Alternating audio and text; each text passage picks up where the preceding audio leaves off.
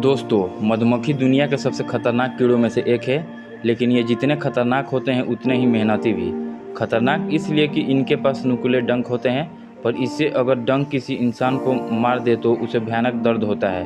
और मेहनती इसलिए कि जैसा कि हम सभी जानते हैं कि ये मधुमक्खी मीठा और स्वादिष्ट शहद बनाने के लिए जानी जाती हैं, जिसके लिए ये काफ़ी मेहनत करती हैं। ये मधुमक्खियाँ विभिन्न प्रकार के फूलों का रस पीकर एक स्वादिष्ट शहद का निर्माण करती हैं।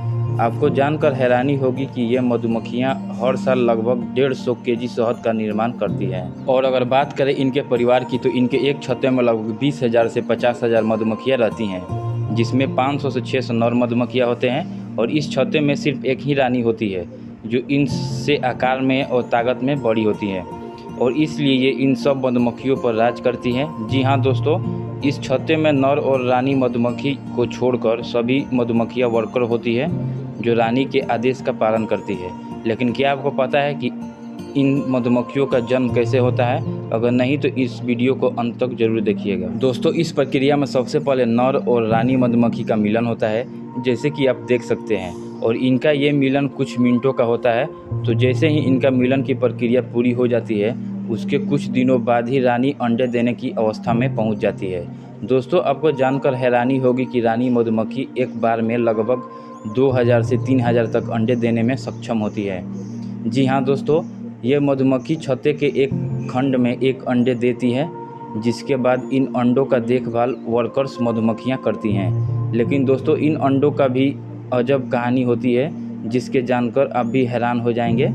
मधुमक्खियाँ दो तरह के अंडे देते हैं, एक फर्टिलाइज और दूसरा अनफर्टिलाइज।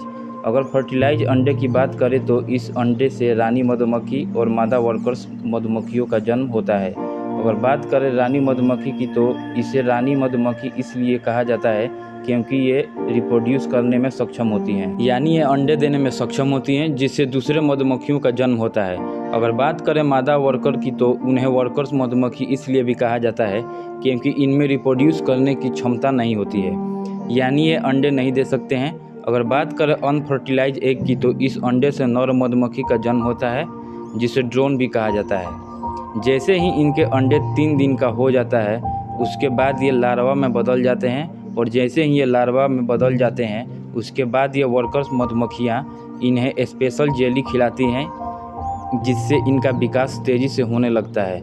यह स्पेशल जेली बिल्कुल उसी तरह से तैयार की जाती है जिस तरह से यह शहद बनती है, बस इनमें कुछ फूलों का फर्क होता है।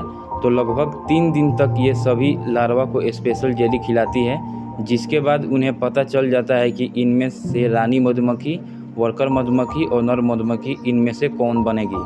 तो जैसे ही इनका पता चल जाता है, उसके बाद ये सिर्फ रानी मधुमक्खी बनने वाली लार्वा को ही स्पेशल जेली खिलाती हैं, जिससे उसका विकास तेज़ी से हो सके, और मादा वर्कर्स मधुमक्खियाँ और नर मधुमक्खियों को केवल ये शहद ही खिलाई जाती है। जी हाँ दोस्तों, लेकिन ये इसलिए करते हैं क्योंकि इनके छत्ते पर केवल रानी मधुमक्खी का ही राज होता है, और वो आगे जाकर रिप्रोड्यूस कर सके और परिवार को आगे बढ़ा सके। इसीलिए रानी मधुमक्खी वाले लार्वा को विशेष पौष्टिक खिलाकर लगातार ताकतवर बनाया जाता है।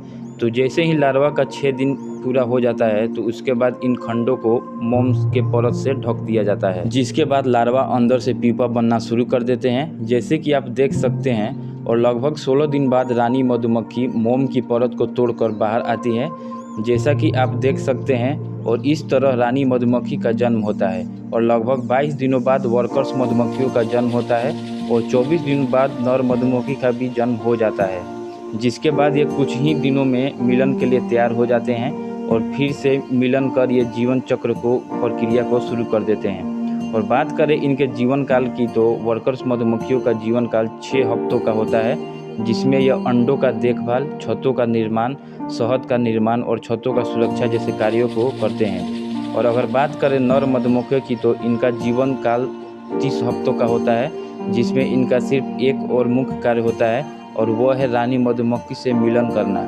जिसके बाद नर मधुमक्खी की मौत हो जाती है, क्योंकि मिलन के दौरान ये नर अपना सारा स्पर्म रानी के शरीर में ट्रांसफ़र कर देता है, जिसके कारण उसके शरीर की सारी शक्ति खत्म हो जाती है, जिसके कारण उसकी मौत हो जाती है। और अगर बात करें रानी मधुमक्खी की तो इसका जीवन काल लगभग 5 साल का होता है, जिसमें यह अपनी पूरी ज़िंदगी छत्ते पर राज करने में गुजार देती है और नर से मिलन कर ये अपने परिवार को बढ़ाते हैं और इस तरह छत्ते में रहने वाली सभी मधुमक्खियाँ एक रानी मधुमक्खी का ही संतान होती है। तो दोस्तों ये थी आज की वीडियो। उम्मीद है कि वीडियो आपको अच्छी लगी होगी। अगर वीडियो अच्छी लगे तो वीडियो को एक लाइक और चैनल को सब्सक्राइब जरूर कर दें।